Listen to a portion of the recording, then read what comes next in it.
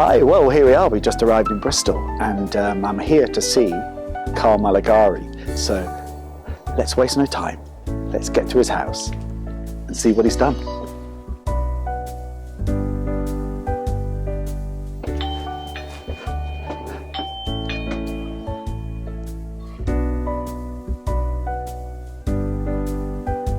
Hello. There he is. Good to see you. Yeah. Can we have a little sneaky peek? Yeah. Have you not already? I honestly haven't. Should we do it? Go on then. Okay. Let's go for it. Oh my, wow. It's looking amazing. All I know is that I just think this is the best. It's an installation in itself. Yeah. Can we recreate this in this gallery? I don't know, but it is amazing. Doable. I mean, as I was coming into your studio space, Yeah. I couldn't help myself. Go on. Absolutely love the ceramics, the relationship between obviously the paintings. With some of the works, yeah. Absolutely, and I can just see in the gallery if that was something you were willing to do, how the relationship between the two things would. I do agree. I think having now worked on them and done more of a collection, if you like. Yes. You feel there is that relationship. Oh my God! They not only the colour, but the texture and the feeling the characters are. Yeah. It captures the same emotion. It really does. Yeah.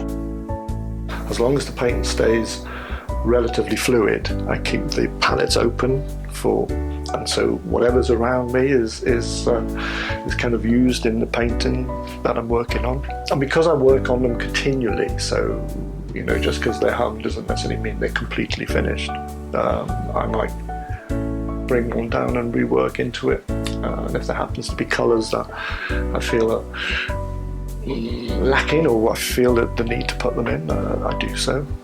So I love that process of not being too controlling. I think that's the key. I think when you start controlling, you start to lose that energy, that little bit of extra emotion that I think you can't really substitute, that natural energy that you seem to, I seem to struggle with sometimes, because obviously you are always trying to paint with that intensity, that passion, that emotion, call it what you wish. And so it's interesting, because when I looked at these, you'd almost think I'd done them all on the same day in terms of the colour palette. It's got that same, there's a connection. You think, ooh, well, that's his colour. It's not necessarily, because when you look at others, I do tend to have a sort of bias to, I think as we broached before, the brown and the blue are my two probably go-to colours, which I like to mix in different,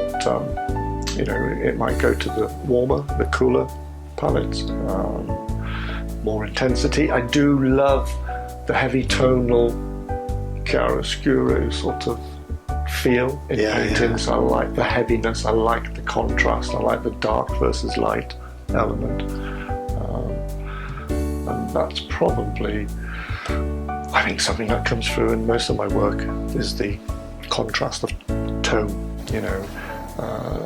It's not really line, it's predominantly tone, I would say. Just a sort of hint of detail, and then that's where the paint starts evolving, coming through, and the colours just naturally evolve through whatever's around me, or on the palettes from the previous painting, etc. So it sort of morphs from there, really. Oh, Carl, this is amazing.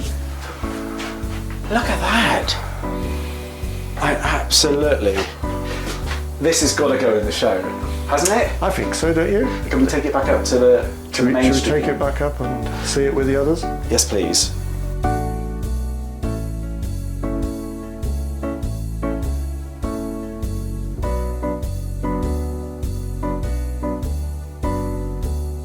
It sounds quite fitting that you're having a really lovely show back in North Wales. Absolutely. I'm really pleased to do that. That's amazing.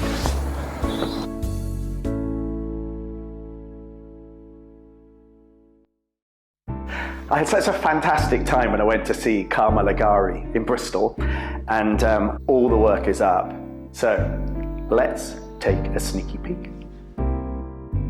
When I paint, because I do paint with a lot of emotion, that's if I'm not feeling it, I don't paint, basically. But when I'm in the zone, it doesn't matter what I'm painting, the slightly more figurative or the more sort of intense pieces, I like to have that sort of slightly sort of ambiguous feel to the end result.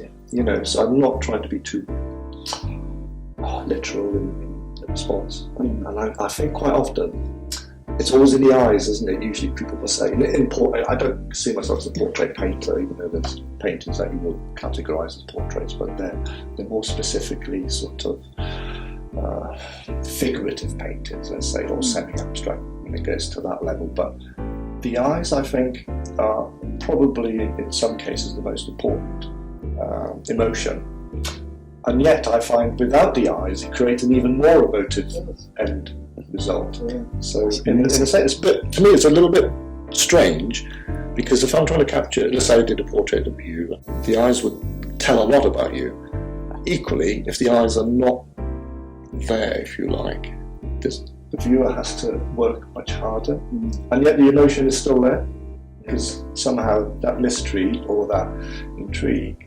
So it's not something I would set out to avoid. I just feel it captures that essence more. So it's strange. But I'm quite pleased with the ones that have got the eyes either semi-open or just, but not specifically for a set reason, other than I felt I wanted to do it.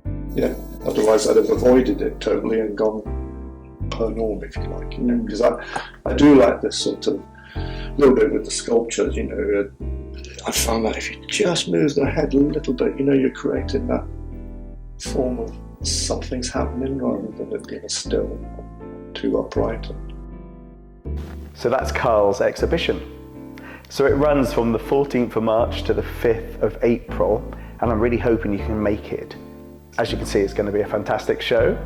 Otherwise, visit our website, that's welshart.net. Thank you very much.